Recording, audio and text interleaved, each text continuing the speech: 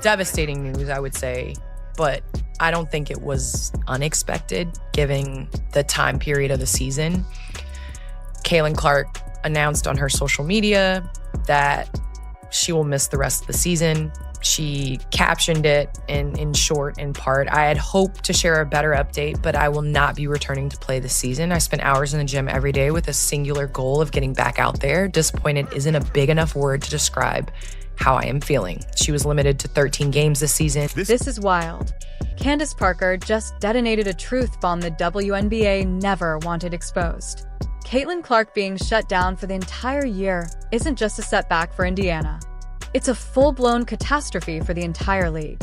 And now the whispers are growing louder, not quieter.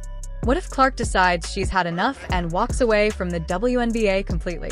That's not paranoia. That's the nightmare outcome. The league thought it had time to solve its problems, but the clock's run out. Ask yourself, if Caitlin Clark quit tomorrow, what would the WNBA even look like? Spoiler: it would be chaos.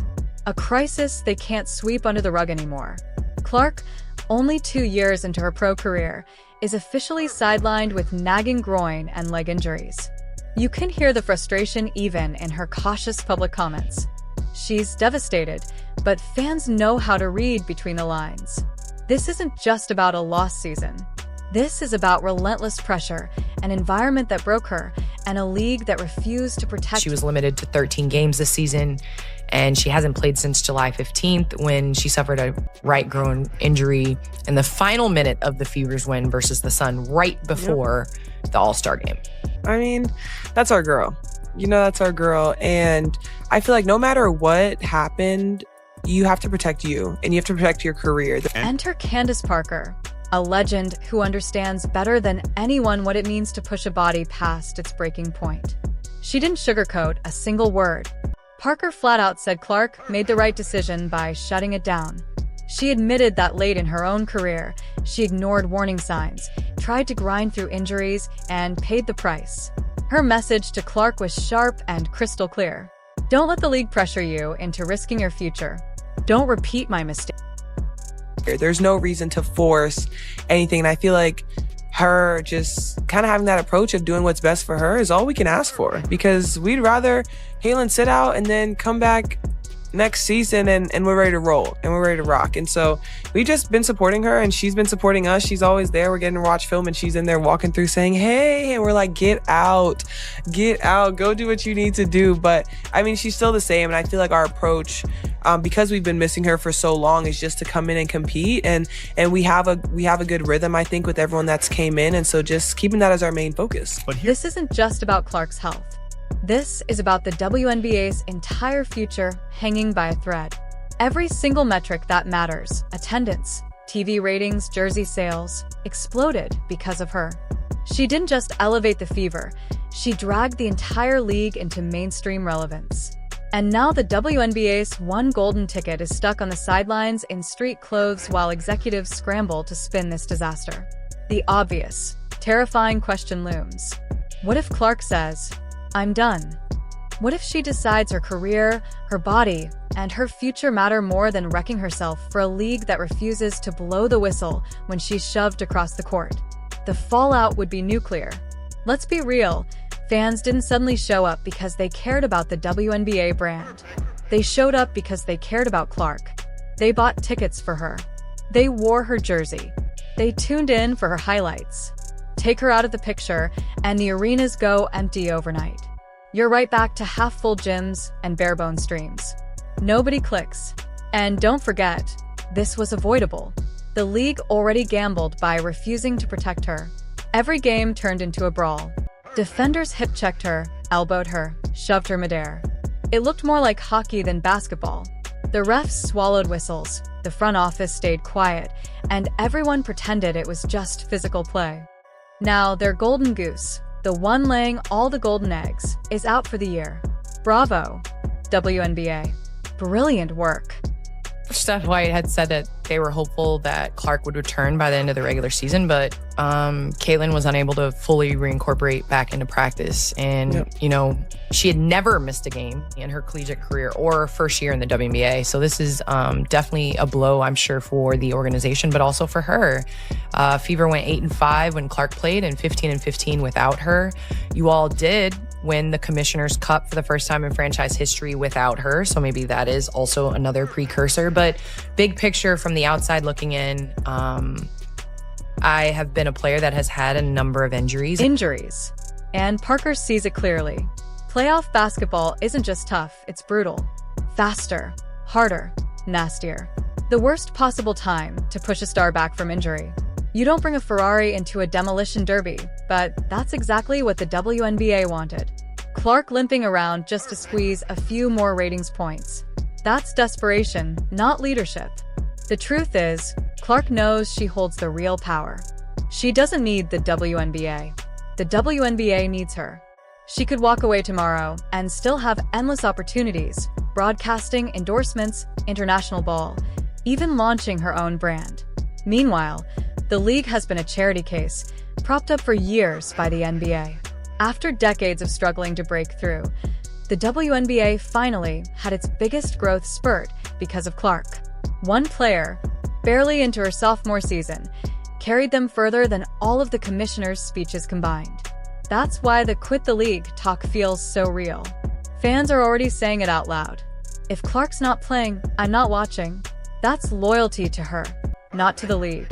If she and taking the time, and there is a difference in being a role player and coming in and playing a role and coming in off of an injury. There is a rhythm, but when you are Caitlin Clark and you have the ball in your hands and you are on the other team's scouting report, to come in half and not be able to be in that amount of, I would say, rhythm of the game, because the rhythm of the game changes towards the end of the year. And so when it started getting closer to the end of the regular season, I was like, it's dangerous to come back during playoff basketball because the whole flow, the physicality, all of that is different. And so I know it's difficult to kind of take time and understand the big picture, especially when you're living with tunnel vision and you've worked so hard to get to where you're at, but it's the smart thing. And I'm proud of this generation for taking the time they need, looking at the bigger picture, and making sure that they get healthy. So, Caitlin Clark, hope you feel better.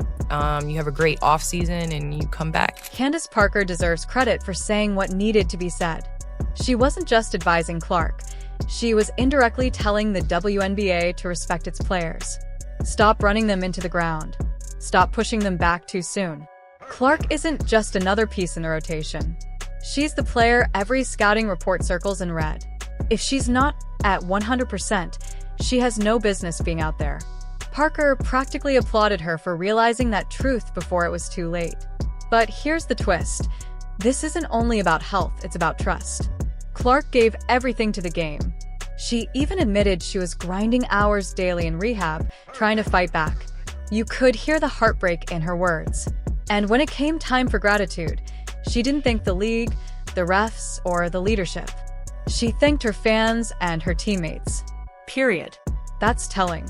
The fans showed up for her. The league didn't. That's why the Clark could walk away talk feels so real now. Imagine Clark heading overseas, playing in Europe where she could earn tax-free money, play fewer games, and actually get a whistle from referees. Or picture her leaving basketball altogether, focusing on broadcasting, endorsements, or even building her own empire. She could outgrow the WNBA itself, while the league is left clutching regrets, watching their savior thrive without them. The truth is, this isn't happening in a vacuum. The WNBA has always hovered in that almost there but not quite zone. Angel Reese made headlines, players complained about salaries, travel, facilities. Then Clark burst onto the scene, and fans flooded in.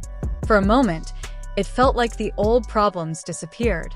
But the second Clark got hurt, the illusion shattered. And here's where Candace Parker's voice hits hardest. She lived this already. She admitted that in her own career, she ignored injuries, pushed past the breaking point, and paid dearly. Now, she's waving a red flag. Don't repeat my mistakes. The fact she even has to say this proves the league hasn't learned a thing. And fans know it. They watched Clark get battered while refs stayed silent and leadership looked away. This is why the idea of Clark leaving isn't fantasy. It's a very real possibility. If she walks, those record-breaking ticket sales, merchandise numbers, and social media highlights vanish overnight. The WNBA collapses back into irrelevance. And let's be honest, Caitlin Clark isn't just another star. She's the star. She brought millions of fresh eyes to the game. You don't replace her. You collapse without her. So here's the bottom line. Caitlin Clark's injuries silence the league. But if she quits, that ends it. The WNBA can't survive without her, and Candace Parker just confirmed it. Clark was right to protect herself. And if the league doesn't wake up, one day she'll make the decision no press release can spin. She'll walk away for good. And when that happens, the WNBA's regret won't just be instant. It'll be permanent. Let us know in the comments if you think Caitlin should leave the WNBA. Don't forget to like, subscribe, and turn on notifications so you never miss what's next.